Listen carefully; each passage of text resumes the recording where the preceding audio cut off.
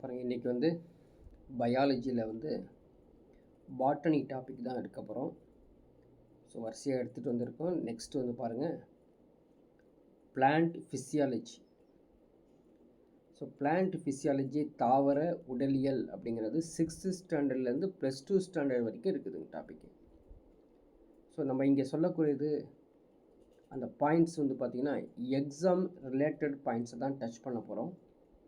So very important points இது. So very important points அப்படிங்கிறது நீங்கள் ஃபுல் புக்கையும் ஒரு டைம் படிச்சுக்கணும். அதோடு சேர்த்து இந்த நோட்ஸ் கொடுக்கக்கூடிய நோட்ஸ் இருக்குது பார்த்தீங்களா, அதையும் நீங்கள் வந்து பார்த்துட்டிங்கன்னா ரொம்ப ஈஸியாக இருக்கும். ஈஸியாகவும் படிச்சிடலாம்.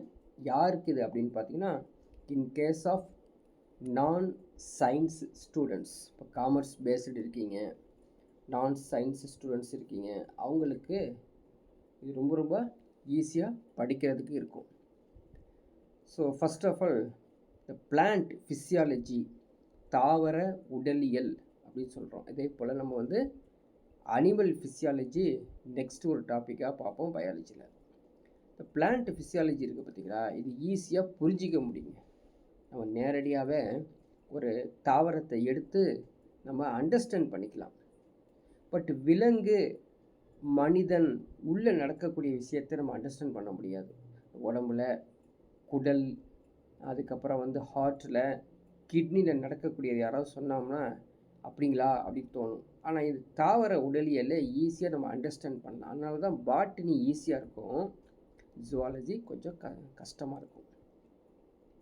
நம்ம என்னென்ன டாபிக் பார்க்க போகிறோம் இந்த பிளான்ட் ஃபிசியாலஜி அப்படிங்கிறது பார்த்திங்கன்னா, இந்த பிளான்ட்டில் தாவரத்தில் நடக்கக்கூடிய ஃபங்க்ஷன்ஸ் இல்லைங்களா, அதோட எப்படி அது வந்து ஃபங்க்ஷன் ஆகுது அப்படிங்கிறது தான் இந்த பிளான்ட் ஃபிசியாலஜி.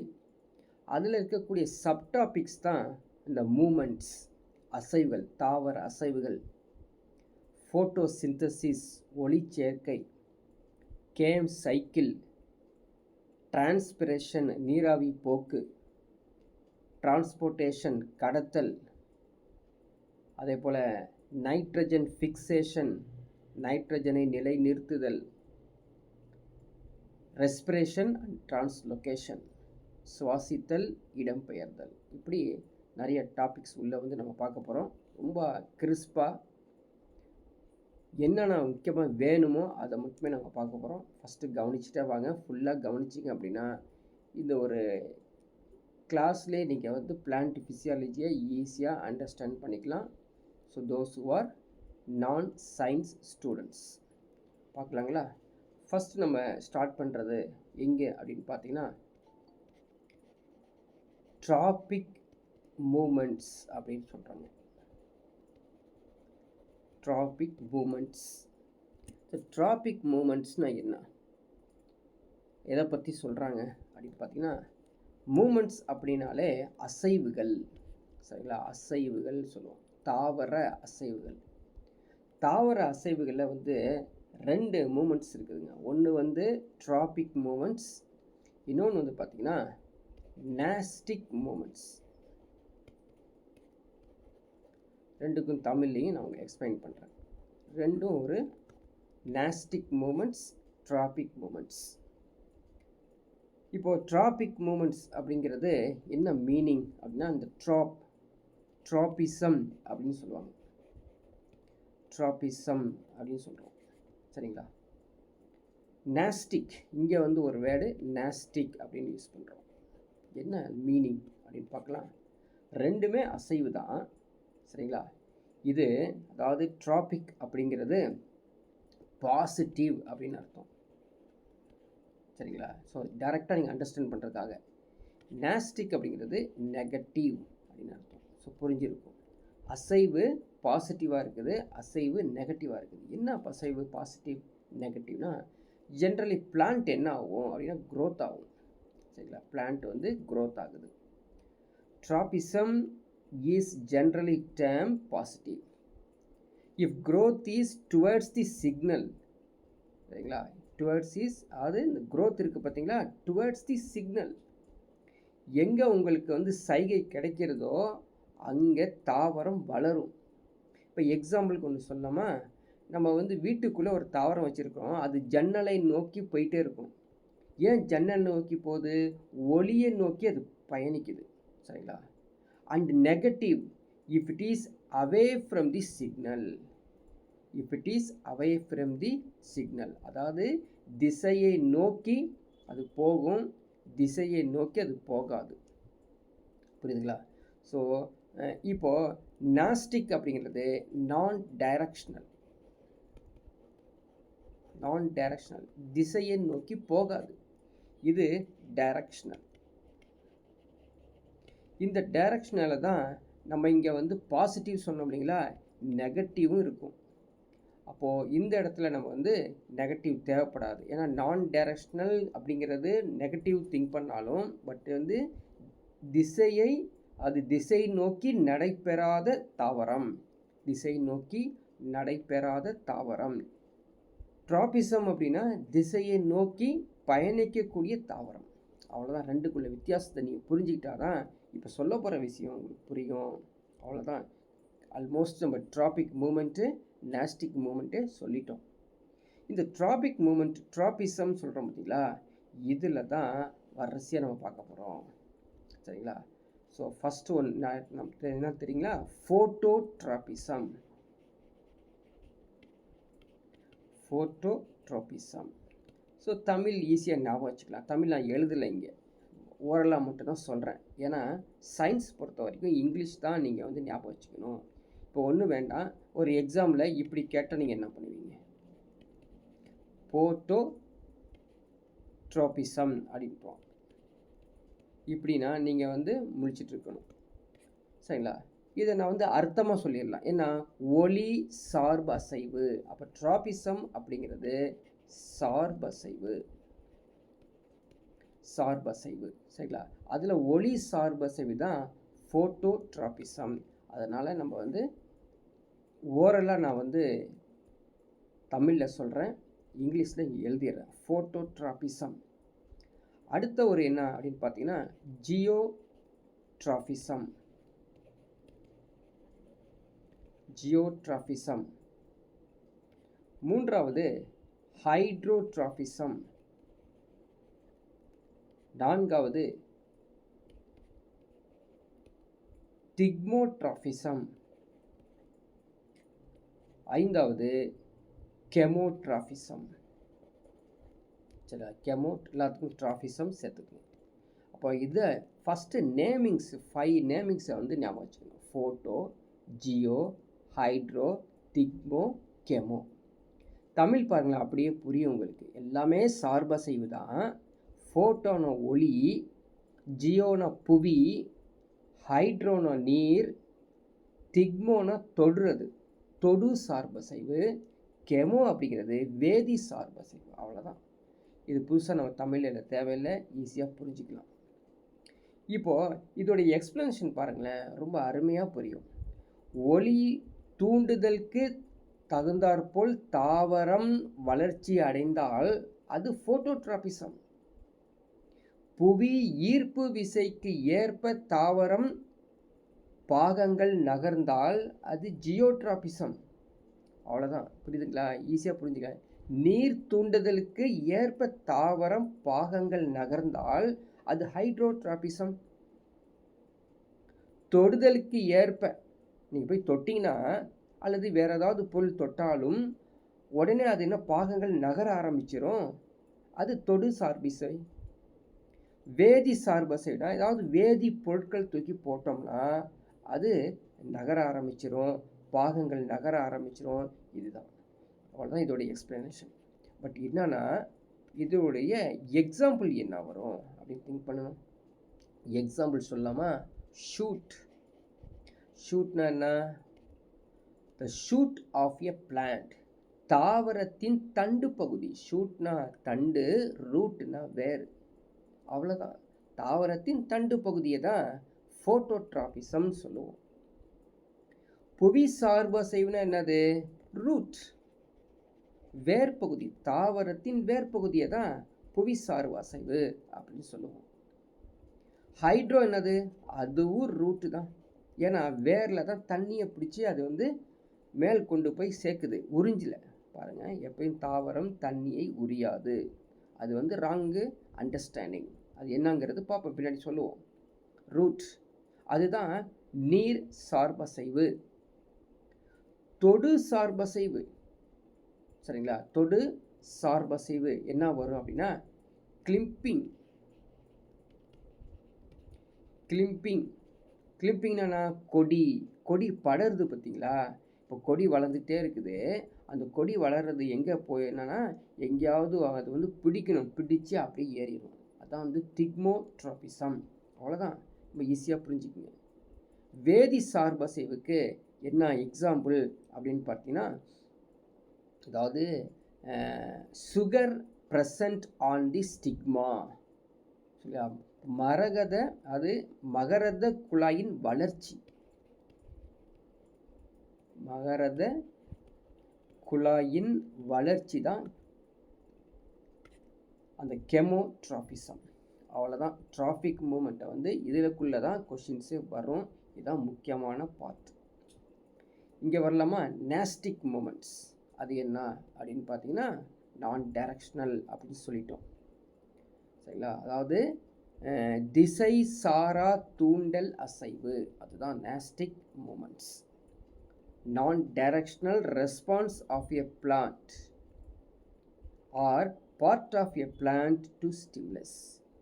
இங்கே எடுத்துக்கிட்டிங்கன்னா 2 இருக்குதுங்க. இந்த நேஸ்டிக் மூமெண்ட்ஸ் பொறுத்த வரைக்கும் 2 இருக்குது. 2 வந்து முக்கியமானது.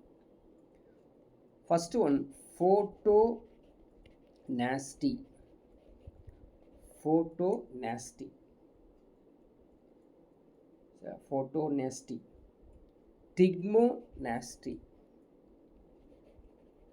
திக்மோநாஸ்டி.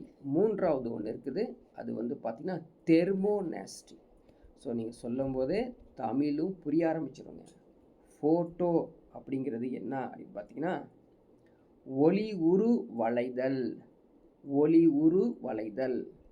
ஸோ ஒளியின் மூலமாக வளையக்கூடியது ஒளி உரு வளைதல். திக்மோ நம்ம பார்த்துட்டோம், சரிங்களா? இங்கே திக்மோ தமிழ் என்னன்னா நடுக்க முறு வளைதல். தெர்மோநாஸ்டி, சரிங்களா? தெர்மோநாஸ்டினா ஜென்ரலி வெப்பத்தினால வளையக்கூடிய அந்த ஒரு முக்கியமான நிகழ்வு.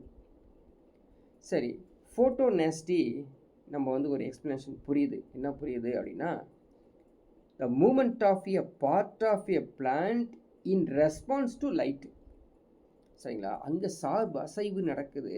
இங்கே என்னதுங்க? ஒளி உரு வளைஞ்சிருது டோட்டலாகவே. எக்ஸாம்பிளுக்கு தெரிஞ்சுக்கணும், எல்லாமே எக்ஸாம்பிள் தான் தெரிஞ்சுக்கணும். எக்ஸாம்பிள் தான் முக்கியமாக கேட்பாங்க. எக்ஸாம்பிள் பாருங்கள், தாரா ஆக்சாகம் பாருங்கள், TARA, சரிங்களா? XACUM. So botanical name officinale, OFICINALE, officinale. So கண்டிப்பாக படிச்சு தான் ஆகணும். SSC RRB ஸ்டூடெண்ட்ஸ்க்கு 30 கேள்விகள் கேட்கப்படுது. எதில்?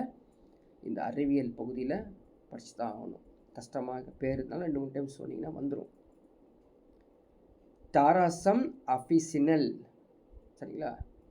இதுக்கு வந்து பாண்டிலியன் அப்படி ஒரு தாவரம் பேர் சொல்லுவாங்க. பாண்டிலியன் அப்படின்னு சொல்லுவாங்க. இன்னொரு எக்ஸாம்பிள் எடுத்துக்கணும் அப்படின்னு பார்த்தீங்கன்னா Ipomoea alpha, IPOMEA, Ipomoea alba. So 2 example எழுதியிருக்க, 2 எக்ஸாம்பிள் புக்கில் இருக்குது, நீங்கள் பார்த்தா புரியும், சரிங்களா? இது நிலவு மலர் அப்படின்னு சொல்லுவாங்க. இதுக்கு பேர் வந்து நிலவு மலர். நிலவு மலர் ஃபோட்டோநேஸ்டியில் எக்ஸாம்பிளாக இருக்குது அப்படின்னு சொல்கிறோம். இந்த நிலவு மலர் என்ற தாவரம் மலர்கள் இரவில் திறந்த நிலையில் இருக்கும், பகலில் மூடிய நிலையில் காணப்படும். அவ்வளோதான். இந்த நிலவு மலர் சொல்கிறோம் இல்லையா, இந்த ஐபோமியா ஆல்பா, ஜென்ரலி எல்லா பூ என்னங்க எப்போ வெயில் வருதோ அப்போ வந்து மலர்ந்து காணப்படும். ஆனால் இந்த நிலவு மலர் இரவில் பூத்து குலுங்கும், பகலில் மூடிக்கொள்ளும். அதான் வந்து இந்த நாஸ்டிக் மூமெண்ட்ஸில் இருக்கக்கூடிய ஃபோட்டோ நாஸ்டி. டிக்மோ நாஸ்டி பார்க்கலாம். டிக்மோ நாஸ்டினா என்ன அப்படின்னா, the movement of a part of a plant in response to touch. தொடும், அது முன்னாடியே பார்த்துட்டு வந்தோம். இங்கே பார்த்தோம் இல்லையா, திக்மோ ட்ராபிசம் மாதிரி திக்மோ நாஸ்டி. எக்ஸாம்பிள் பாருங்க, MIMOSA மிமோசா புடிகா, PUDICA மிமோசா புடிகா. அதாவது எக்ஸாம்பிள் சொன்னால் தொட்டா சினிங்கி, தொட்டா சினிங்க தான் மிமோசா புடிகா அப்படின்னு சொல்கிறோம். தொட்டவுடன் சுருங்கி கொள்வது, தொடு முடிஞ்சதுக்கப்புறம் திரும்பவும் வந்து அது சிறப்பாகிடுது. திக்மோ நேஸ்டி எக்ஸாம்பிள் பாருங்கள், அருமையாக திக்மோ நேஸ்டி. நடுக்கமுறு வளைதல், நடுங்கியது அது. தெர்மோநெஸ்டிக் போகலாம். Movement of a part of a plant is associate with change in the temperature. வெப்பத்தின் காரணமாக. என்ன எக்ஸாம்பிள், துலிப். துலிப்பு அப்படிங்கிற ஒரு மலர், the flowers bloom as temperature increases. வெப்பநிலை அதிகமானால் the tulip அப்படிங்கிற ஒரு மலர் என்ன பண்ணுங்க, பிரகாசமாக அது வந்து இருக்கும். நல்லா வந்து அது வெயில் காலத்தில் நல்லா வரும் அப்படிங்கிற மீனிங் தான் அது தெர்மோ நேஸ்டி அப்படின்னு. அவ்வளோதான். இந்த மூமெண்ட்ஸை பற்றி இதை மட்டும் நீங்கள் தெரிஞ்சுக்கிட்டால் போதும். இதிலேருந்து தான் ஒரு 90% கேள்விகள் கேட்கப்படும். சப்போஸ் நான் படிச்சிட்டேன் சார், இதுலேருந்து கேள்வி கேட்கல அப்படிங்கிறபோது அந்த கேள்வியை நம்ம இதில் டச் பண்ணி இன்னும் கொஞ்சம் இன்ஃபர்மேஷனை சேர்த்துக்கணும். அதுக்காக பேனிக்காய் ரொம்ப நேரம் எல்லா புக்கையும் உட்காந்து படிக்க தேவையில்லை. அதனால தான் ப்ரீவியஸ் இயர் கொஷின்ஸு, டெஸ்ட் எழுதுகிற கொஷின்ஸ்லாம் எடுத்து இந்த பகுதியில் சேர்த்துக்குங்க அப்படின்னு சொல்கிறோம். ஓகேங்களா. நெக்ஸ்ட் ஒரு சப் டாபிக் போகலாம். Photo synthesise. அது எல்லாத்துக்குமே தெரிஞ்சது தான், அருமையான ஒரு ப்ராசஸ். ஒளி சேர்க்கை அப்படின்னு சொல்கிறோம் இல்லைங்களா, அதுதான் இது ஃபோட்டோ சிந்தசைஸ். பட் ஃபோட்டோ சிந்தசிஸில் அருமையான ஒரு கேள்வி கேட்டிருக்கான். சரிங்களா, அருமையான ஒரு கேள்வி கேட்டிருக்கான். என்ன கேள்விங்கிறத உங்களுக்கு டிஸ்பிளே பண்ணிடுறேன் எழுதிய. எக்ஸாமில் கேட்ட கேள்வி. சரிங்களா, பாருங்கள். 6CO2 + 12H2O gives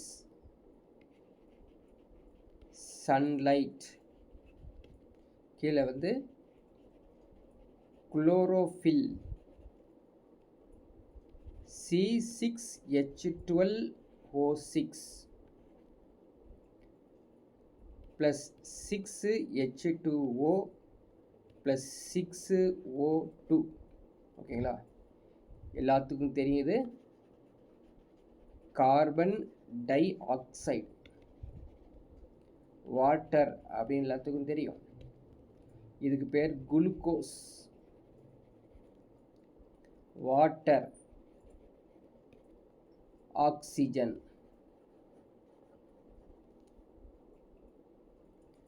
சரிங்களா, எதுக்கு எழுதியிருக்கோம்? இதுதாங்க ஒளிச்சேர்க்கை. இதுதான் ஒளிச்சேர்க்கை. கொஸ்டின் எக்ஸாமில் என்ன கேட்டானா, பின்வரும் எந்த வினை ஒளிச்சேர்க்கை வினை அப்படின்னு சொல்லி ஒரு 4 ஈக்குவேஷன்ஸ் கொடுத்துட்டான். இந்த 4 ஈக்குவேஷன்லையும் எங்கேயாவது 6ஐயும் 2ஐயும் ஓவையும் 12ஐயும் மாற்றி 4 ஆப்ஷன்ஸ் கொடுத்தான். அப்படியே ஸ்டன் ஆகி எது சரியாக வரும் அப்படின்னு பார்க்குற மாதிரி வந்துச்சு. அதனால் நேரடியான கேள்வி, இந்த ஈக்குவேஷனை பர்ஃபெக்டாக மனப்பாடம் பண்ணி வச்சுக்கோங்க இன்கேஸ் ஆஃப் நான் சயின்ஸ் ஸ்டூடெண்ட்ஸ். ஸோ இது இந்த ஈக்குவேஷன் எப்படி வந்துச்சுன்னா அருமையாக சயின்ஸு ஸ்டூடெண்ட்ஸ்க்கு தெரியும், எப்படி பேலன்ஸ் பண்ணுறதுலாம் தெரியும். ஓகேங்களா. ஸோ பேலன்ஸை விட நேரடியான கேள்வி இருக்கிறதுனால 6ல் ஆரம்பிக்குது பார்த்தீங்களா, இது ஈஸியாக நான் வச்சுக்கலாம். 6 எதுனா இதை ஃபஸ்ட்டு ஞாபகம் வச்சுக்கோங்க. குளுக்கோஸுடைய ஃபார்முலா வந்து C6H12O6. அப்போ எல்லாமே 6ஆகவே இருக்குது. சரிங்களா, அவ்வளோதான். ஸோ இங்கே ஒரு 6 இருக்கனால குளுக்கோஸ்குள்ளேயும் ஒரு வாட்டர் இருக்கனால 12H2ஆக மாறி இருக்குது. மீதியெல்லாம் சேம். ஸோ இந்த வினை தான் this is the overall equation of photosynthesis. என்ன நடக்குது அப்படின்னு பார்க்கலாமா? பாருங்கள், ஃபோட்டோசிந்தசிஸில் என்ன நடக்குது? பிளான்ட்டுக்கு போகிறோம். பக்கத்தில் போய் பாருங்கள், பக்கத்தில் ப்ராக்டிக்கலாக திங்க் பண்ணிங்கன்னா ஒன்றுமே கிடையாது, ஈஸியாக நம்ம அண்டர்ஸ்டாண்ட் பண்ணிக்கலாங்க. டியூரிங் திஸ் ப்ராசஸ், இந்த ப்ராசஸ் நடக்கும்போது எதை நம்பி ப்ராசஸ் நடக்குது? ரெண்டு பேரை நம்பி தான் ப்ராசஸ் நடக்குது. யாருங்க? ஒருத்தர் யாருங்க? லைட் எனர்ஜி, சன்லைட், சூரிய வெளிச்சம் வேணும். அப்போ தான் ஃபோட்டோசிந்தசிஸ் நடக்கும், எல்லாத்துக்கும் தெரியும். அடுத்தது என்ன வேணுங்க? வாட்டர் வேணும், நீரும் வேணும். அப்போது சூரியன்ட்டேருந்து என்ன பண்ணுதுங்க அந்த plant? The light energy is converted into chemical energy. இது கெமிக்கல் ஃபார்முலாங்க, இது கெமிக்கல் ஃபார்முலா. அந்த ஒளி ஆற்றலை வேதி ஆற்றலாக மாற்றக்கூடிய நிகழ்வு தான் ஒளிச்சேர்க்கை. அவ்வளோ சிம்பிள். இப்போது லைட் எனர்ஜியை கெமிக்கல் எனர்ஜியாக கன்வெர்ட் பண்ணுறதுக்கு என்னென்ன தேவைப்படுது அப்படின்னா, சரி, என்ன தேவைப்படுதுன்னு சொல்கிறத விட இந்த வினைக்கு என்ன பெயர் அப்படின்னா சாப்பாடு, உணவு அப்படின்னு அர்த்தம். தாவரம் தன்னைத்தானே உணவு தயாரித்து கொள்ளிக்கிறது. அதற்கு பேருக்கு தான் தற்சார்பு ஊட்டம். இங்கிலீஷில் என்னங்க அதுக்கு பேர்? ஆட்டோட்ராஃபிக் நடக்குதுங்க. ஆட்டோட்ராஃபிக் தானே தனக்கு தேவையான உணவை தயாரித்து கொள்வது தான் ஒளிச்சேர்க்கை.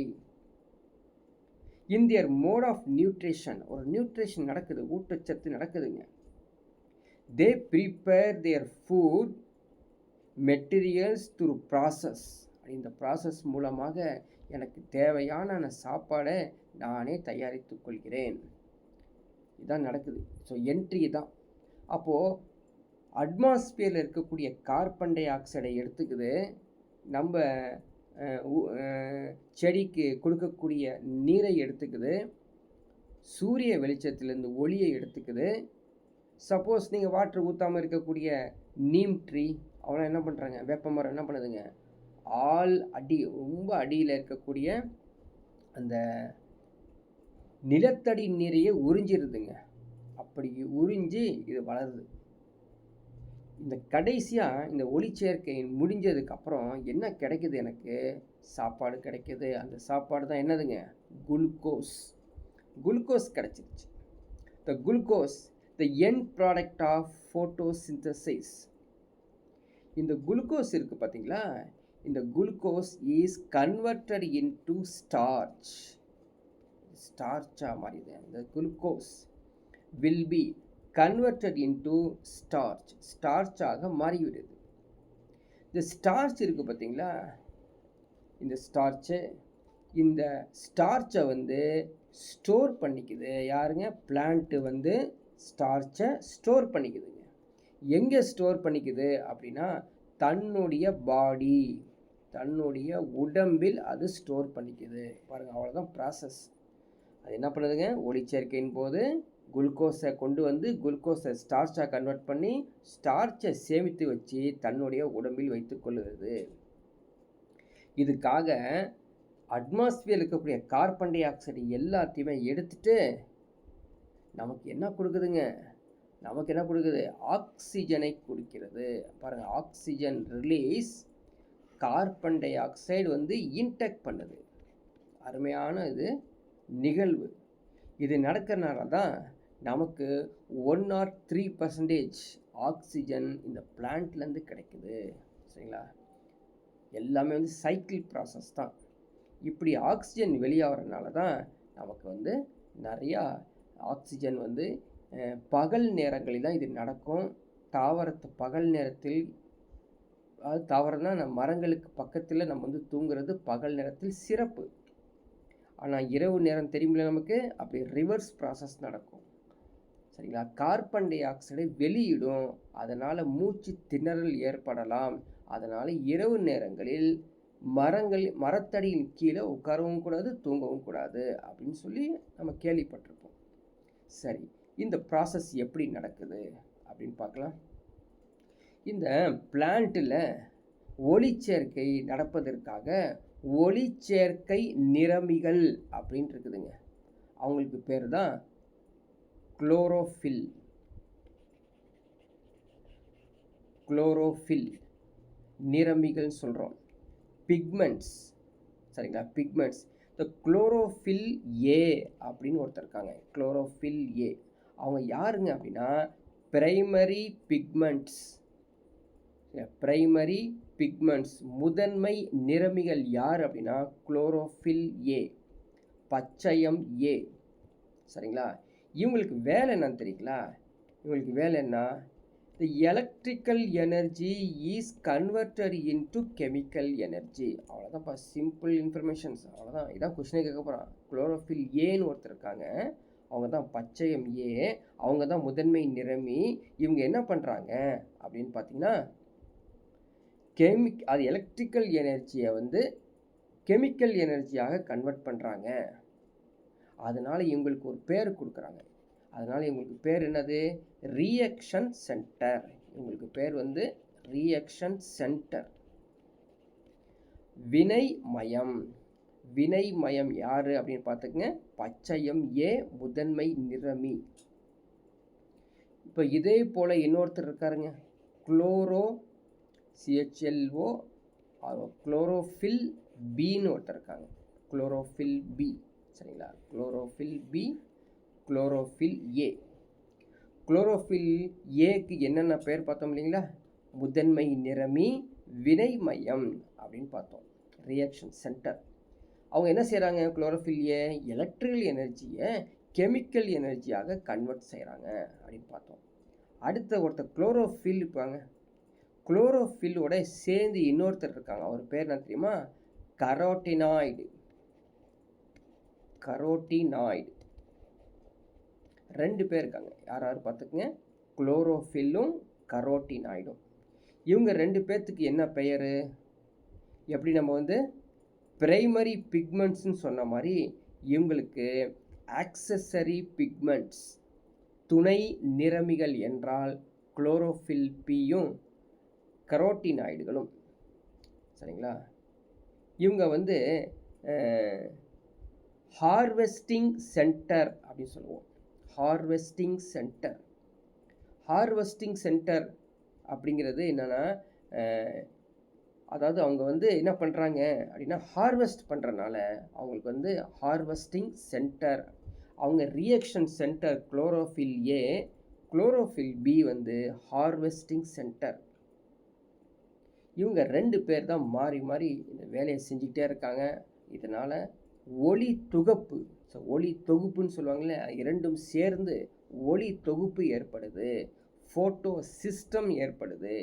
This is the explanation of photosynthesis. இந்த ஐடியாவை நீங்கள் வச்சுக்கிட்டு அப்படியே கொஞ்சம் புக்கையும் எடுத்து ஒரு டைம் ரீட் அவுட் பண்ணிங்கன்னா அடுத்த நிறைய இன்ஃபர்மேஷன்ஸ் எல்லாம் தெரிஞ்சுக்க முடியும். சரி, இந்த ஒளிச்சேர்க்கை நடக்குது பார்த்தீங்களா? இது வந்து ஆக்சுவலி இது ரெண்டு விதமான ஒளிச்சேர்க்கை நடக்குதுங்க. ஒளிச்சேர்க்கை ரெண்டு விதமாக நடக்கிறது. பார்த்துருப்போம் இல்லைங்களா? எப்படி ஒளி இல்லாமல் கூட மரங்கள் ஒளிச்சேர்க்கை நடத்தும் அப்படின்னு சிலது கேள்விப்பட்டிருக்கோம். சரிங்களா, அதை என்னங்கிறது பார்க்கலாம்.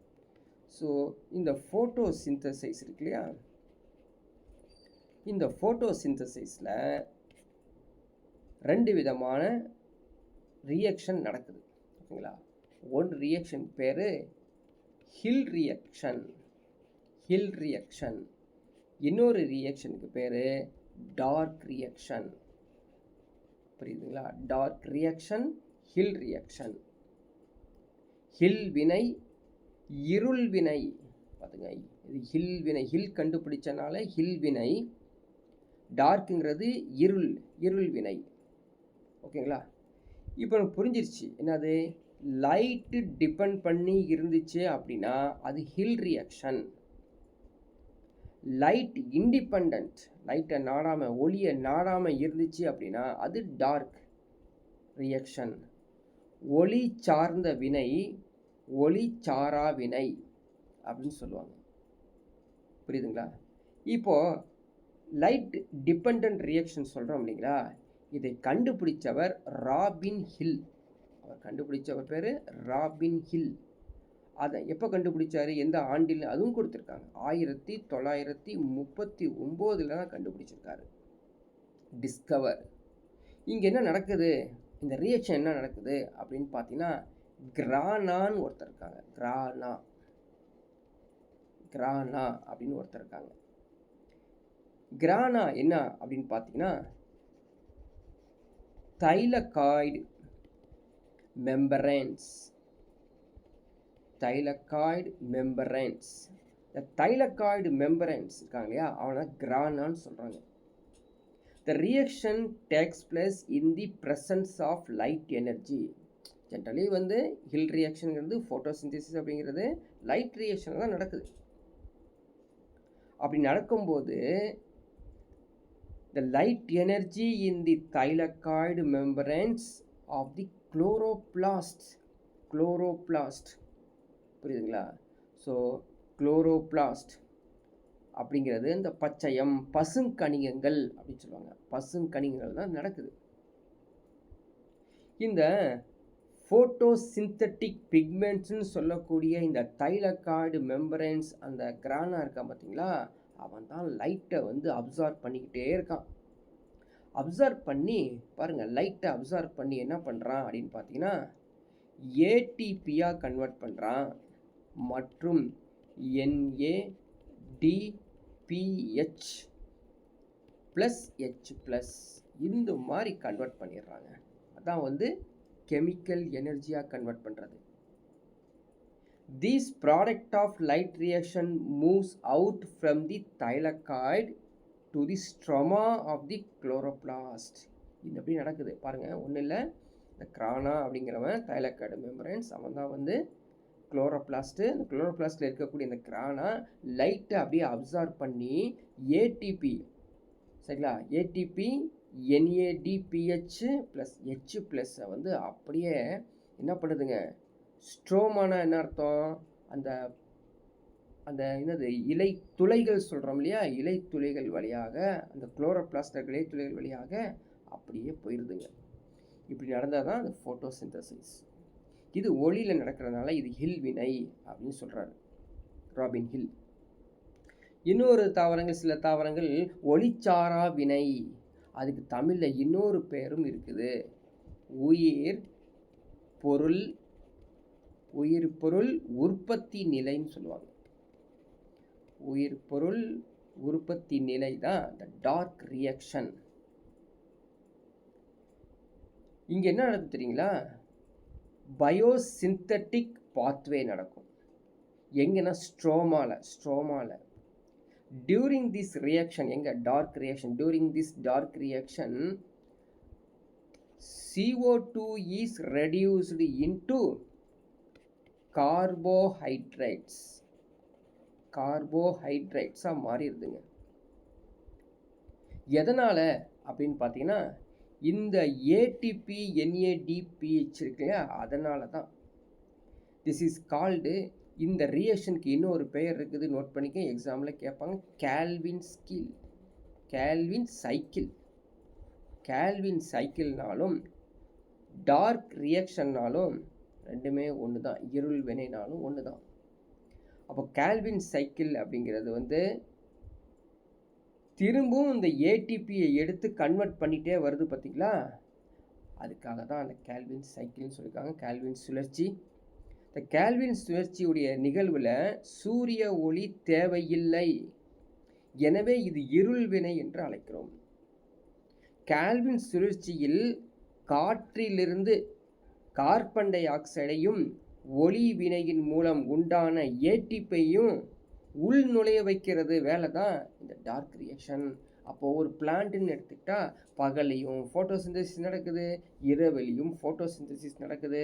அப்போ இரவும் பகலுமாக என்னங்க தற்சார்பு ஊட்டம் செஞ்சுக்கிட்டே இருக்காங்க இந்த பிளான்ட்ஸ்.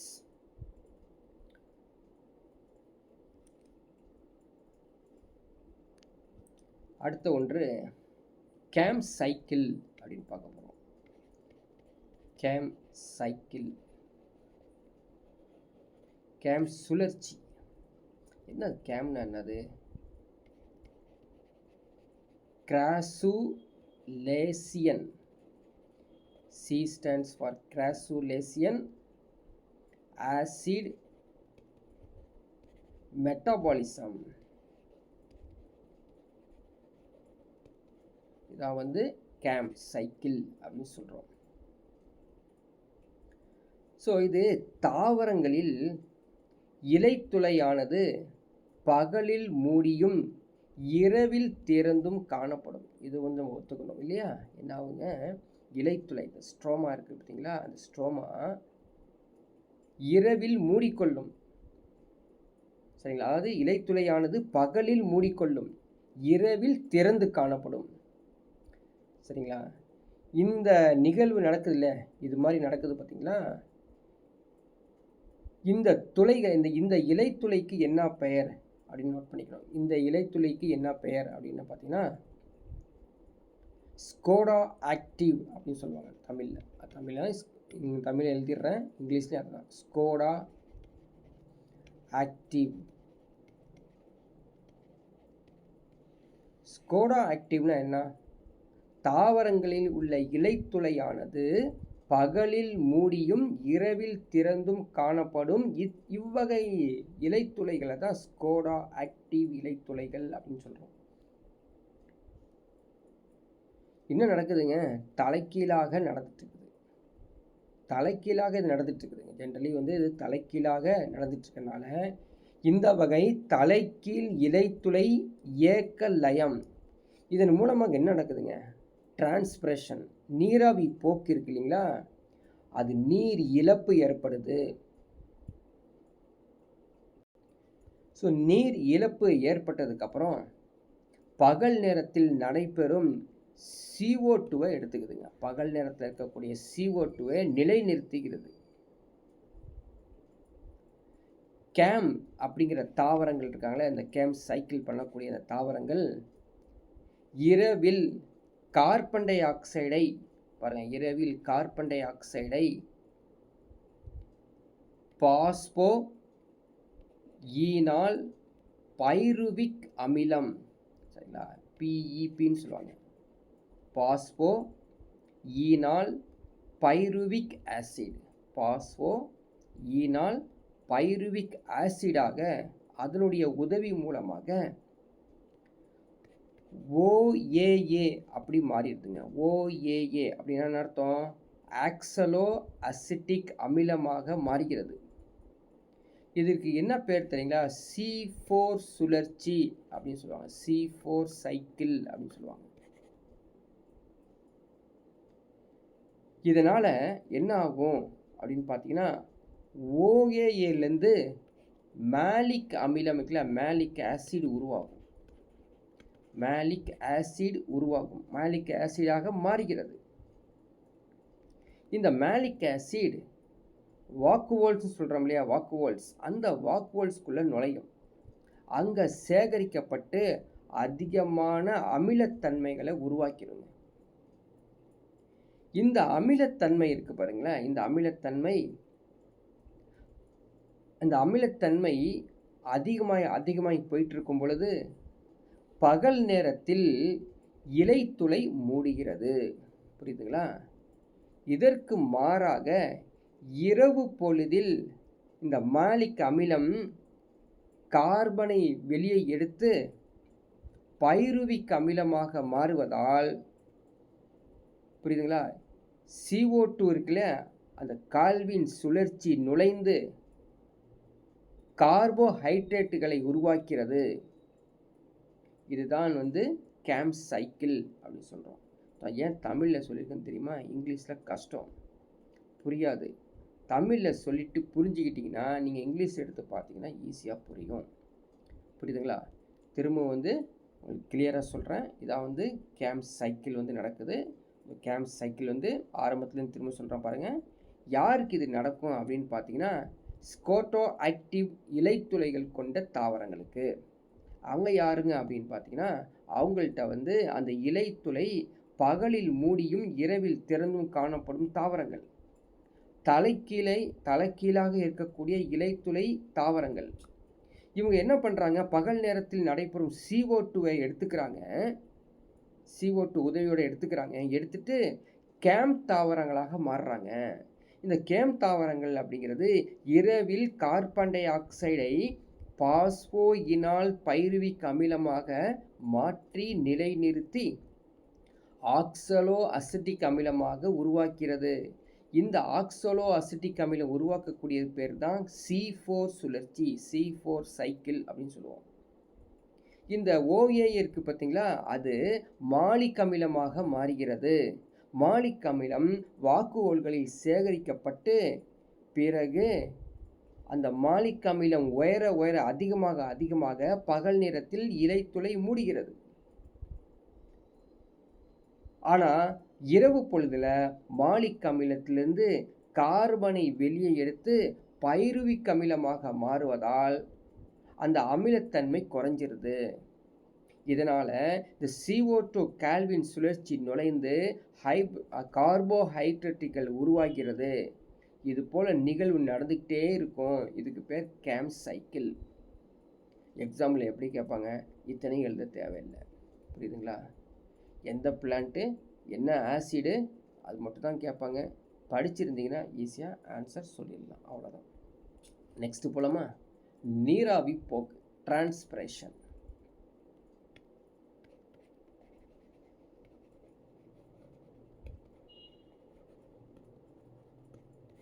டிரான்ஸ்பிரேஷன், நீராவி போக்கு நடக்குது. நீராவி போக்கு என்ன? எக்ஸாம்பிளுக்கு ஒன்று சொல்லிடலாம். நம்ம லோயர் ஸ்டாண்டில் படிச்சிருக்கோம். ஒரு செடியை எடுத்து ஒரு பாலித்தீன் கவருக்குள்ளே, ஒரு செடி வளர்ந்துட்டே இருக்குது, அந்த செடியை வந்து பாலித்தீன் கூரை வந்து அப்படியே தலைக்கீழாக புகுந்து நல்லா கட்டி விட்டிங்கன்னா மறுநாள் என்ன ஆகுங்க, அந்த பாலித்தீன் கவருக்குள்ளே ட்ராப்லெட்ஸ், வாட்டர் ட்ராப்லெட்ஸ் இருப்பதை நான் பார்க்கலாம். தாவரத்தின் இலைகளிலிருந்து நீரானது நீராவியாக வெளியேற்றப்படும் நிகழ்வு தான் நீராவி போக்கு. புரியுதுங்களா? நீராவி போக்குன்னா தாவரத்திலிருந்து, தாவர இலைகளிலிருந்து நீரானது நீராவியாக, water evaporate these stomata, each stomata is surrounded, ஒரு பொருள் காணப்படுது. அதுக்கப்புறம் பார்க்கலாம். இப்போ நீராவி போக்கை பற்றி நம்ம புரிஞ்சுக்கிட்டோம். அதாவது என்னது, இலையிலிருந்து நீரானது நீராவியாக வெளியேறுது, அதான் நீராவி போக்கு. ஸோ லீவ்ஸில் போய் பார்க்கலாம். ஒரு லீவ்ஸ் தனியாக எடுத்து பார்க்கலாம்.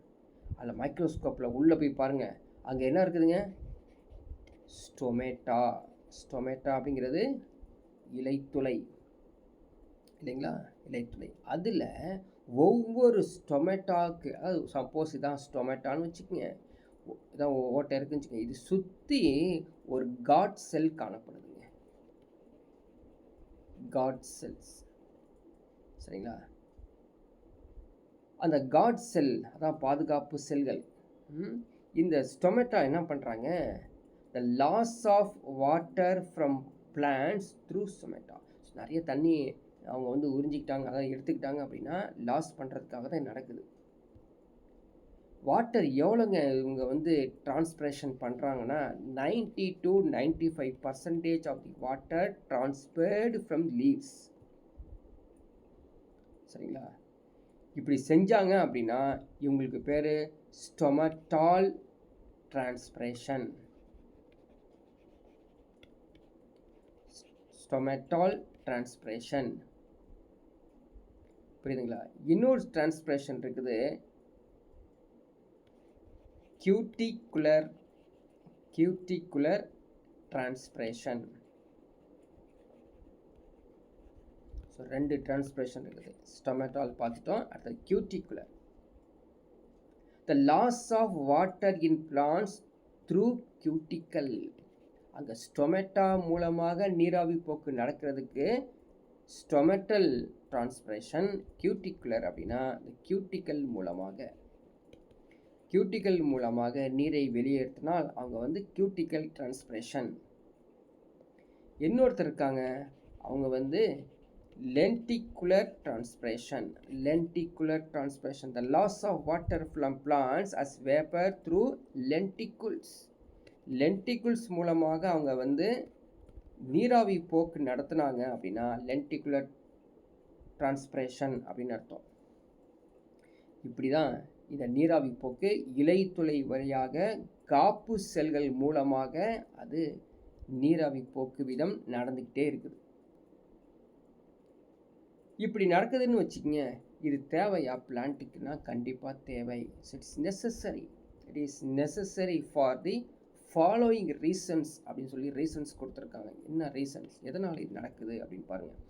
இப்படி நடந்தால் it creates a pull in leaf and stem. புரியுதுங்களா? தண்டு மற்றும் வேர்பகுதி இழுவிசை நடக்கும். சரிங்களா? புல் நடக்குங்க. புல்னா இழுவிசை. இப்போது வேர் பகுதியில் ஊற்றப்படும் நீர் இழுவிசை மூலமாக தான் மேலே போகுது. அப்போது ஏற்கனவே லீவ்ஸ்லையும் ஸ்டெம்லையும் அதிகமாக நீர் இருந்தால் அது இழுவிசை நடக்காது. இப்போ நீராவி போக்கு மூலம் அது நீரை வெளியேற்றி விட்டால் வேகமாக அது இழுவிசை நடக்கும். அதனால் இந்த growth ஆஃப் பிளான்ட் நல்லாயிருக்கும். அதே போல் வேருடைய உறிஞ்சுத்தன்மை இருக்குது பார்த்தீங்களா, அப்சார்ப்ஷன் ஃபோர்ஸ் ஆஃப் ரூட்ஸும் நல்லாயிருக்கும். அப்சார்ப்ஷன் ஃபோர்ஸ் ஆஃப் ரூட்ஸும் ரொம்ப ரொம்ப நல்லா போயிட்டுருக்கும். மூன்றாவது பாயிண்ட் என்ன வருது அப்படின்னு பார்த்தீங்கன்னா கண்டினியூஸ் சப்ளை. அதாவது தேவையான அளவு மினரல்ஸ் இருக்குல்ல, மினரல்ஸ் அது கொடுத்துக்கிட்டே இருக்கும். இப்போ புரியுதா என்ன சொல்கிறேன்னு பாருங்கள். இப்போ ஒரு டம்ளர் தண்ணி எடுத்து நம்ம குடிச்சிக்கிறோம். அதில் ஒரு சத்து இருக்குதுன்னு வச்சுக்கோங்க. அது போய் எல்லாம் ரியாக்ட் ஆகுது. திரும்ப ஒரு டம்ளர் இப்படி எடுத்துக்கிட்டே இருக்கணும். ஆனால் பிளான்ட்டுக்கு என்ன எஸ்கிரீட்டா கழிவு பொருள் என்னவா இருக்குது? நீராவி போக்கு நடக்கும்போது தான் கழிவு பொருளாக ஆயிடுது. அப்போ அது கழிவுப்பொருள் போனதுக்கப்புறம் திரும்பவும் மினரல்ஸ் உள்ளது, ஊட்டச்சத்து உடைய தாது உப்புக்கள் தேவையான நீரை அது இழுத்துக்கிட்டே இருந்தால் தான் அது வளர்ச்சி அடையும். நம்ம என்ன பண்ணுறாங்க, தண்ணி குடிக்கிறது எதுக்கு? வெப்பநிலையை சீராக்குவதற்காக. It regulates the temperature of the plants. சரிங்களா? இத்தனை காரணத்துக்காக தான், அந்த வெப்பநிலையை சீர்படுத்துவதற்காக தான் இந்த நீராவி போக்கு தாவரத்துக்கு நடக்குது. என்னென்ன பாருங்கள், தண்டு வேர் பகுதி இழுவிசை நடக்கணும், வேறு நீரை உறிஞ்சணும், தாது உப்புக்களை உறிஞ்சணும், வெப்பநிலையை சீர்படுத்தணும். இந்த வேலையை செஞ்சதுனால தான் டிரான்ஸ்பிரேஷன் நடக்குது. இப்போ டிரான்ஸ்பிரேஷன் நடக்கும் பொழுது இன்னொரு முக்கியமான ஒரு நிகழ்வு நடக்குது. என்னன்னா வாயு பரிமாற்றங்கள் நடக்க ஆரம்பிச்சு. எக்ஸ்சேஞ்ச் ஆஃப் கேசஸ் என்னது? CO2. ஸோ ஆக்சிஜன் வெளியேறும், CO2 உள்ள வரும். இது பேர் எக்ஸ்சேஞ்ச் ஆஃப் கேசஸ். இதை கண்டுபிடிக்கிறதுக்கு நடக்குதா இது உண்மையில் அப்படின்னு கண்டுபிடிக்கக்கூடிய அந்த மீட்டர் பேர் என்ன, அந்த கருவி பேர் என்ன? ஒரு கருவி வச்சுருக்காங்களாமா. அந்த கருவியை போய் அங்கே ஃபிட் பண்ணிட்டாங்கன்னா இந்த CO2 உள்ளே எடுத்து ஆக்சிஜனை வெளியிடுறது அந்த கருவி காமிச்சிருது. அந்த கருவியோட பேர் என்ன அப்படின்னு கேட்டாங்கன்னா நோட் பண்ணிக்கோ, Ganong's photometer. GANONGS, Ganong's photometer. இந்த கருவி மூலமாக ஆக்சிஜன் மற்றும் கார்பன் டை ஆக்சைடு வாயு பரிமாற்றம் எங்கே நீராவி போக்கும் போது கண்டுபிடிச்சலாம். So கேனாங்கின் photometer. இந்த அளவீடு ஒரு மறைமுக அளவீடு, அதுவும் பார்த்துங்க. சரிங்களா? It's A indirectly the measure of the rate of transpiration is indirectly. மறைமுக அளவீடு செய்யப்படுவது தான் இந்த கேனாங்கின்ஸ் ஃபோட்டோமீட்டர். இது வரைக்கும் நம்ம டிரான்ஸ்பிரேஷன் பற்றியும் பார்த்தோம். அடுத்தது பார்க்க போகிறது டிரான்ஸ்போர்ட்டேஷன், கடத்தல் வேலையை பார்க்க போகிறோம். தாவரங்கள் எப்படி தன்னுடைய உணவுப் பொருட்களை கடத்துது அப்படிங்கிறத பார்க்க போகிறோம். டிரான்ஸ்போர்ட்டேஷன்.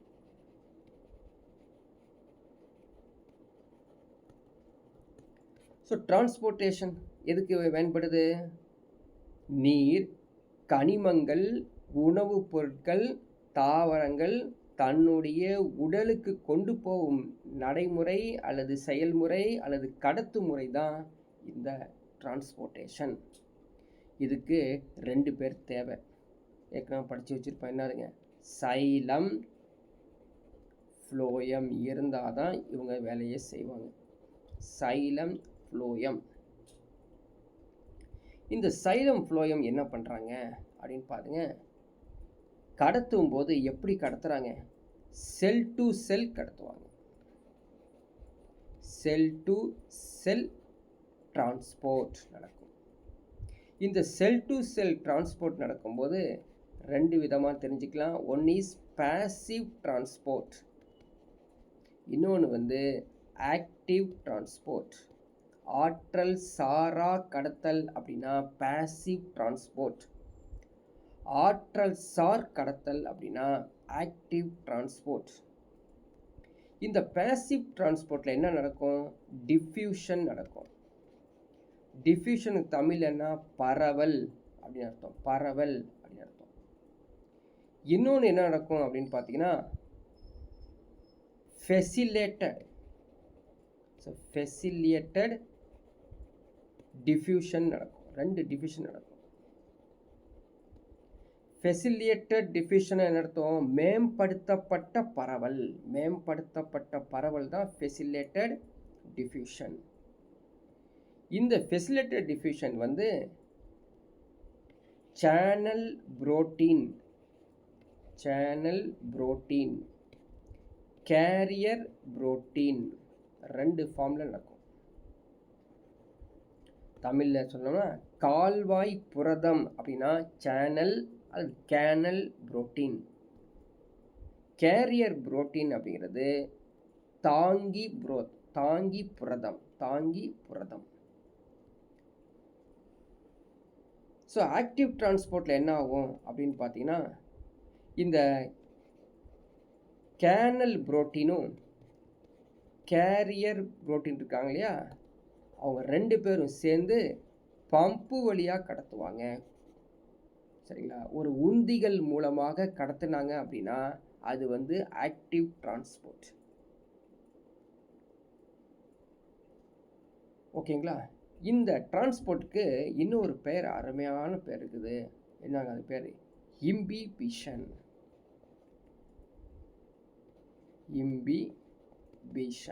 இம்பிபிஷன்னா தமிழில் உள்ளீர்த்தல். ஆக்சுவலாக உறிஞ்சுதல். எந்த ஒரு தாவரம் அதனுடைய வேர்கள் மூலமாக நீரை உறிஞ்சுவதில்லை. புரிதலுக்காக உறிஞ்சுதல்னு வச்சுக்கோங்க. அங்கே ஒன்று சக் பண்ணி பிடிச்சி இருக்கிறது இல்லை, உள்ளீர்த்தல் நடக்கும். உள்ளீர்த்தல் இம்பிபிஷன் நடக்கும். இம்பிபிஷன் என்னது, அது எப்படி நடக்குது அப்படிங்கிறத பார்க்கலாம். இங்கே பார்த்தீங்கன்னா ஒரு கொலாய்டல் சிஸ்டம், கூழ்ம அமைப்பு போன்று காணப்படுங்க. கூழ்ம அமைப்பு போன்று காணப்பட்டு அது உறிஞ்சும். என்னென்ன கூழ்ம அமைப்பு லிஸ்ட் எடுத்து பார்க்கலாமா? பாருங்க. Come, starch, protein, cellulose, agar, gelatin.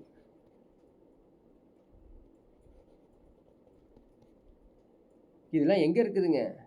Placed இன் எ வாட்டருக்குள்ளே இருக்குது, நமக்கு தெரியாது. Will observe large volume of water and swell up. These substance are called imbibants. உள்ளீர்ப்பான்கள். நீருக்குள் starch, protein, cellulose, agar, gelatin, கம்லாம் இருக்குது. இந்த பொருள்களுக்கு பேர் உள்ளீர்ப்பான்கள். இந்த நிகழ்வு நடக்கிறதுக்கு பேர் உள்ளீர்த்தல். எக்ஸாம்பிளுக்கு எடுத்துக்கலாம். ஒரு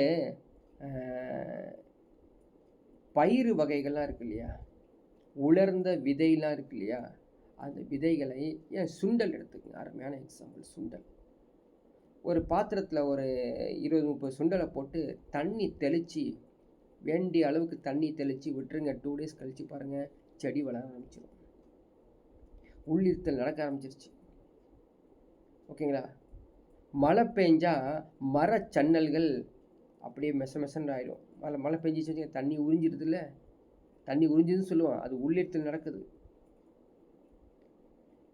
இப்படி நடக்கும்போது என்ன அப்படின்னா, அவங்க நீர் எடுத்து அந்த நீர் மூலமாக தன்னுடைய வளர்ச்சியை உருவாக்குறாங்க இந்த தாவரங்கள். இன்னொருத்தர் இருக்காங்க, ஆஸ்மோசிஸ்னு ஒருத்தர் இருக்காங்க. இங்கே நடக்கும்போது இன்னொரு பேர் ஆஸ்மோசிஸ்.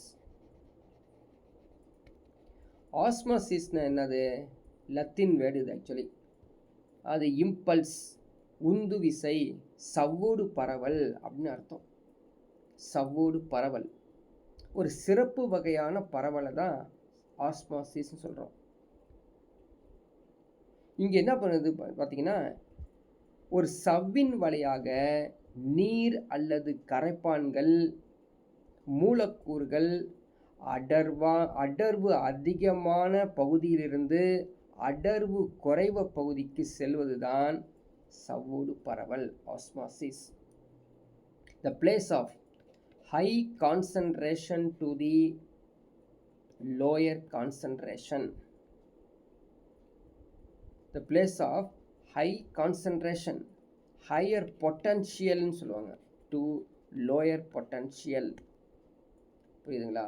அதிகமான செறிவு பகுதியிலிருந்து குறைந்த செறிவு பகுதி நோக்கி செல்லப்படுவது பேர் தான் ஆஸ்மோசிஸ்.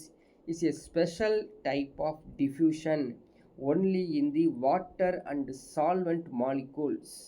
கரைப்பான் மூலக்கூறுகளையும் நீர் மூலக்கூறுகளையும் இந்த நிகழ்வு நடக்கிறதுக்கு பேர் தான் ஆஸ்மோசிஸ் அப்படின்னு சொல்கிறோம். இன்னொன்று நம்ம கேள்விப்பட்டிருப்போம் இல்லையா, ரிவர்ஸ் ஆஸ்மோசிஸ்.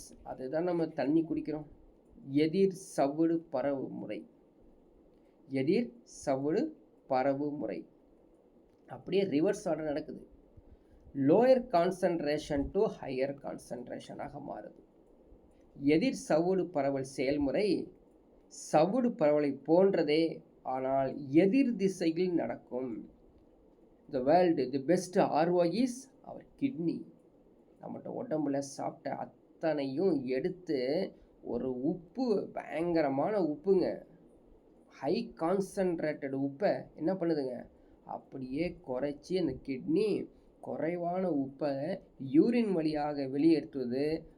உலகத்திலே 50, 60, 100 வருடங்கள் வாழக்கூடிய அந்த மனிதர்களுக்கு இந்த ரிவர்ஸ் ஆஸ்மோசிஸ் இருக்கக்கூடிய அந்த கிட்னி மிகப்பெரிய ஒரு சவ்வோடு பரவல், எதிர் சவ்வு பரவல். சரிங்களா? இந்த எதிர் சவ்வோடு பரவல் அப்படிங்கிறது எதுக்கு படிக்கிறோம் அப்படின்னா, நம்ம ஆஸ்மோசிஸ்னால் ரிவர்ஸ் ஆஸ்மோசிஸ் என்னங்கிறது தெரிஞ்சுக்கிறதுக்காக தான். So next one, translocation.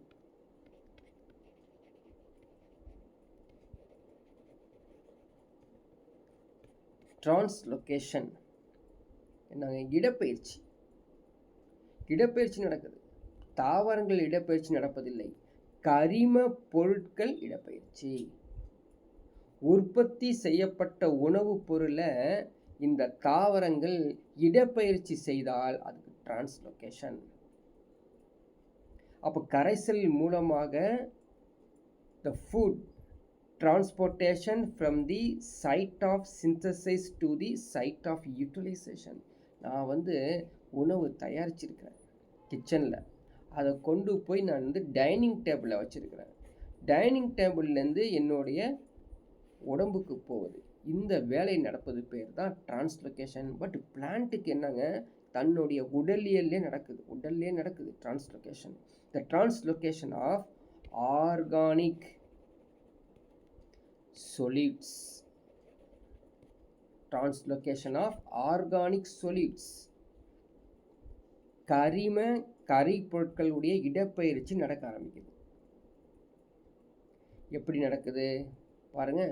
சைலத்திலிருந்து, பிளான்ட்ல இருக்கக்கூடிய சைலத்திலிருந்து ஒரு நீர் தொட்டி போல நீரானது எண்டாஸ்மாஸ், அதுக்கு பேர் பாருங்க, அருமையான ஒரு இங்கிலீஷில் நேம், எண்டாஸ்மாஸ்.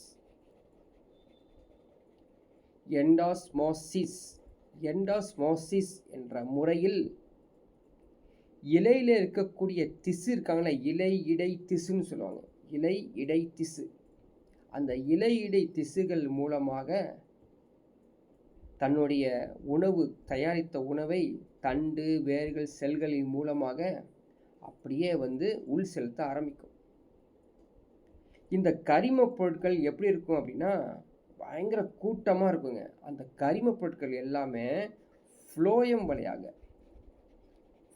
வழியாக கடத்தும். ஸோ அதனால தான் நம்ம கேள்விப்பட்டிருப்போம், ஜைலமு நீரை கடத்துமாமா, ஃப்ளோயம் தாது உப்புக்களையும் கனிமங்களையும் தயாரித்த உணவுகளையும் கடத்துமாமா எங்கள் பிளான்ட்டில். இப்படி தன்னுடைய விரைவு அழுத்தப்பட்ட சரிவாட்டம் வழியாக,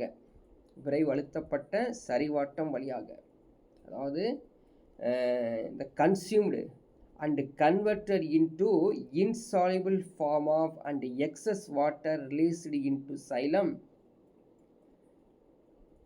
அந்த சைலம் எப்படி போகுது அப்படின்னா டர்கர் ப்ரெஷர் கிரேடியண்ட்டில் போகுதாமா. அது சும்மாலாம் போகல, பயங்கரமான ஒரு மெக்கானிசம் மூலமாக தான் அந்த பிளான்ட்டு அந்த உணவுப் பொருட்களை டிரான்ஸ்லொகேஷன் பண்ணிடுது. அவ்வளோதான், சிம்பிள் எக்ஸாம்பிள் தெரிஞ்சு வச்சுக்கோங்க, அது புரிஞ்சு வச்சுக்கோங்க, அது மட்டும் போதும். ஸோ எண்டோஸ்மோசிஸ் அப்படிங்கிறது தெரிஞ்சுக்கங்க, சைலம் ஃப்ளோயம் வழியாக போகுதுன்னு தெரிஞ்சுக்கங்க. ஸோ சைலம் அப்படிங்கிறது மேக்ஸிமம் வாட்டர் டிரான்ஸ்லொகேஷன் பண்ணும், ஃப்ளோயம்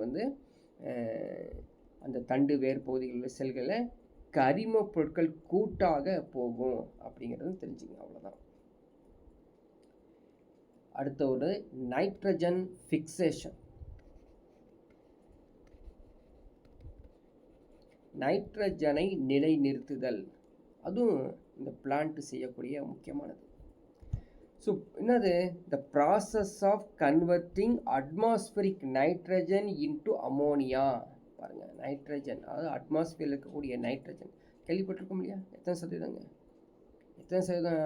கிட்டத்தட்ட 72லேருந்து 78% நைட்ரஜன் மட்டும்தான் அட்மாஸ்பியரில் இருக்குது. அதுக்கப்புறம் மீதி உள்ளது ஆக்சிஜன், இன்னும் சில வாயுக்கள். நைட்ரஜனை அமோனியாவாக கன்வெர்ட் பண்ணிச்சு அப்படின்னா அதுக்கு பேர் தான் நைட்ரஜனை நிலைநிறுத்துதல் அப்படின்னு அர்த்தம். ஸோ நைட்ரஜனை நம்ம நிலைநிறுத்தும் பொழுது 2 விதமாக நிலைநிறுத்துதாமா.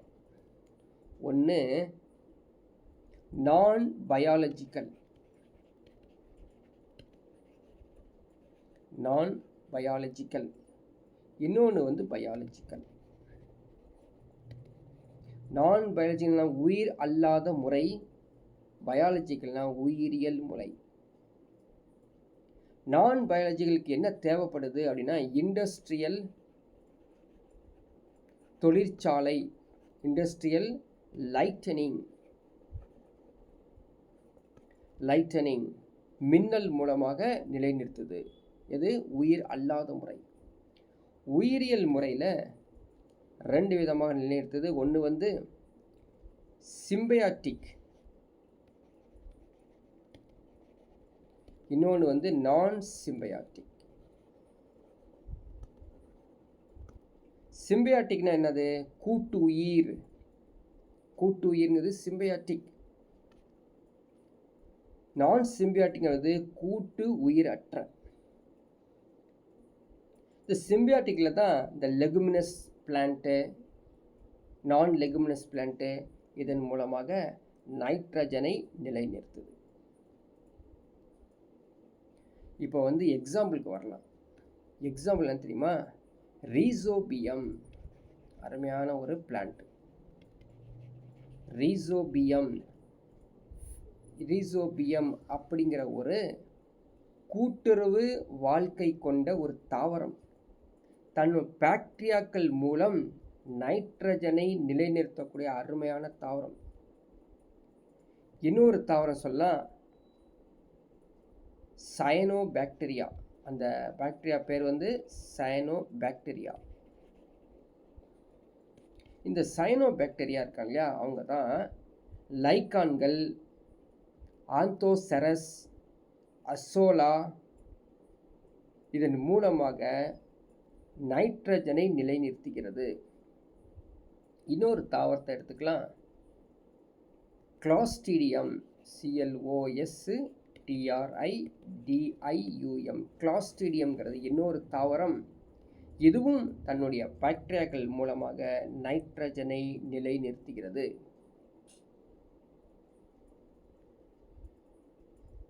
ஸோ அடுத்த ஒரு பகுதி ரெஸ்பிரேஷன், சுவாசித்தல். ஸோ தாவரங்கள் சுவாசிக்கின்றன அப்படிங்கிறத இங்கே பார்க்க போகிறோம். ரெஸ்பிரேஷன், சுவாசித்தல் நடக்குதா அப்படின்னு கொஞ்சம் பார்க்கலாமா? எப்போ இது பார்க்கணும் தெரியுமா? அதிகாலைங்க, அட் டான் அண்ட் டஸ்க், அந்தி பொழுது. எப்போ ஒளி இருக்கு இல்லையா, சூரிய ஒளி, அதோடைய செறிவு குறைவாக இருக்கும்போது சுவாசித்தல் நிகழ்வு நடக்குதாமா. சுவாசத்தின் போது CO2வை ரிலீஸ் பண்ணுது. ஒளி சேர்க்கையின் போது, இது ஃபோட்டோசிந்தசைஸின் போது, இப்போ புரிஞ்சிருக்குன்னு நினைக்கிறேன், ஃபோட்டோசிந்தசிஸின் போது ஆக்சிஜனை ரிலீஸ் பண்ணுது. அப்போ ரெஸ்பிரேஷன் நைட் நடக்குது, ஃபோட்டோசிந்தசிஸ் பகலில் நடக்குது. இப்படி இதுக்கு நடுவில் நடக்கக்கூடிய பிளேஸை தான் நம்ம ஆல்ரெடி பார்த்தோம், எக்ஸ்சேஞ்ச் ஆஃப் கேசஸ். இப்படி இந்த இடத்துல ஒரு புள்ளின்னு வச்சுக்கங்களேன், ஒரு பாயிண்ட், CO2 வெளியே போகுது, ஆக்சிஜன் உள்ளே வருது அப்படிங்கிற ஒரு பிளேஸ் அப்படின்னு சொல்லல, இதுக்கு பேர் காம்பன்சேஷன் பாயிண்ட். காம்பன்சேஷன் பாயிண்ட் அதாவது ஈடு செய்யும் புள்ளி. இந்த ரெஸ்பிரேஷன் கொஞ்சம் திங்க் பண்ணி பாருங்க, 2 வகையாக காணப்படுது. ஏரோபிக், ஆனிரோபிக். கேள்விப்பட்டிருக்கோம் இல்லையா? ஏரோபிக், ஆனிரோபிக். லிவிங் செல்ஸ் மூலமாக, உயிர் வாழக்கூடிய செல்கள் மூலமாக நடந்துச்சுன்னா அது ஏரோபிக். ஆனிரோபிக் அப்படிங்கிறது ஈஸ்ட், பாக்டீரியா. எக்ஸாம்பிளுக்கு சொல்லாமா, இந்த திராட்சை பழ சாறு இருக்குது பார்த்தீங்களா, அந்த பழச்சாறை வந்து மிக்சியில் போட்டு அரைச்சி குழி நோண்டி உள்ளே புதைச்சிருங்க. ஒரு 3 நாள் கழித்து பார்த்தீங்கன்னா ஆல்கஹாலாக மாறிடும். காரணம் என்ன? இந்த ஈஸ்ட்டு ஆனரோபிக் ரெஸ்பிரேஷன் நடக்குது. புரியுதுங்களா? ஸோ காற்று இல்லாமலே உள்ளே சுவாசித்து உயிர் வாழுது. இவங்களுக்கு கண்டிப்பாக ஆக்சிஜன் தேவை, இவங்களுக்கு ஆக்சிஜன் தேவை இல்லை. இவங்க என்ன பண்ணுறாங்க, CO2வையும் H2வையும் வெளியே விடுறாங்க. ஓகேங்களா? இவங்க என்ன பண்ணுறாங்க அப்படின்னு பார்த்தீங்கன்னா ஆல்கஹாலை வெளியே விடுவாங்க. ஆல்கஹால் மற்றும் லாக்டிக் ஆசிட், லாக்டிக் அமிலத்தை வெளியிடுவாங்க. இவங்க யார், இந்த ஆனிரோபிக் ரியாக்ஷன் நடக்கும் பொழுது 36 ATP கிடைக்குது. இவங்களுக்கு 2 ATP மட்டும்தான் கிடைக்குது. ஸோ அடினோசைன், அடினோனைன் ட்ரைபாஸ்பேட் அது கிடைக்கும். எக்ஸாம்பிளுக்கு சொல்கிறதுக்கு முன்னாடி சைட்டோபிளாசம், மைட்டோகாண்ட்ரியாவில் இது நடக்கும். இது சைட்டோபிளாசத்தில் மட்டும்தான் நடக்கும். அவ்வளோதான். இந்த இன்ஃபர்மேஷன்ஸ் இருந்தாலே ரெண்டுக்கும் டிஃப்ரென்ஸை நீங்கள் பார்த்துக்கலாம். இந்த ஏரோபிக் ரெஸ்பிரேஷனில் என்ன, ஏரோபிக் ரெஸ்பிரேஷனில் 2 சைக்கிள் காணப்படுது. ஒன்று கிளைகோலைசிஸ், இன்னொன்று வந்து கிரெப்ஸ் சைக்கிள். கிரெப்ஸ் சைக்கிள்லாம் எக்ஸாம்பிள் கேட்டிருக்கான்ப்பா. கிரெப்ஸ் சைக்கிள், கிரெப்ஸ் சுழற்சி. கிளைகோலைசிஸ்னால் தெரியுங்களா, குளுக்கோஸை பிரேக் டவுன் பண்ணிடும். பிரேக் டவுன் பண்ணி பைருவிக் அமிலமாக மாற்றிடுங்க. அதுதான் கிளைகோலைசிஸ். கெப்ஸ் சைக்கிளை என்ன பண்ணணும் அப்படின்னு பார்த்தீங்கன்னா, 2 molecule pyruvic acid enter into mitochondria அந்த பைருவிக் ஆசிட் வந்து CO2ஆக மாறிடும். அதை கிரெப்ஸ் சைக்கிள் அல்லது TCA cycle, tri carboxylic acid cycle அப்படின்னு சொல்லுவாங்க. ஸோ இந்த இன்ஃபர்மேஷன்ஸ் கடைசியாக நம்ம பார்க்க போகிறது ரெஸ்பிரேஷன் கோஎஷன்ட் அப்படின்னு சொல்லுவாங்க. ரெஸ்பிரேஷன் கோஎஷன்ட், சுவாச ஈவு என்றால் என்ன, அதுவும் கேட்டிருக்காங்க example. What is RQ? Volume of CO2, சரிங்களா, லிபரேட்டட்னா வெளியிடுறது, liberated. So volume of CO2 liberated divided by volume of oxygen consumed. இதுதான் சுவாச ஈவு. சுவாச ஈவு என்பது வெளியிடப்படும் CO2 அளவு டிவைடட் பை எடுத்துக்கொள்ளப்படும் ஆக்சிஜனின் அளவு.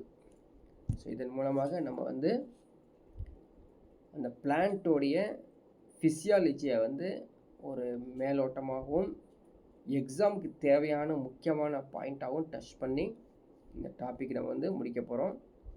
ஸோ நீங்கள் ஒரு முறை என்ன பண்ணணும், எங்கெங்கெல்லாம் இந்த டாபிக் இருக்குதோ அதை வந்து திரும்ப ஒரு புக்கில் இது போய் அண்டர்ஸ்டாண்ட் பண்ணிவிட்டு ஒரு டைம் பார்த்துட்டு புக்கை நீங்கள் படிக்கணும். அங்கே நோட்ஸ் எடுத்துக்கணும். இந்த நோட்ஸ் எடுத்து ரிப்பீட்டடாக படிச்சிங்க அப்படின்னா கண்டிப்பாக நம்ம வந்து எக்ஸாமில் கொஸ்டினோடு சேர்த்து ஆன்சரும் கொடுத்து வச்சுருக்கனால நம்ம ஈஸியாக நம்ம வந்து அந்த ஆப்ஷனை பிக் பண்ண முடியும். ஸோ நெக்ஸ்ட் ஒரு கிளாஸு நெக்ஸ்ட் ஒரு டாப்பிக்கில் பார்க்கலாம். ஸோ கண்டிப்பாக நீங்கள் வந்து சப்ஸ்கிரைப் பண்ணிடுங்க சேனலை. உங்களுடைய ஃப்ரெண்ட்ஸுக்கு இதை வந்து ஷேர் பண்ண சொல்லுங்கள், லைக் பண்ண சொல்லுங்கள். நெக்ஸ்ட் ஒரு டாப்பிக்கில் பார்க்கலாம்.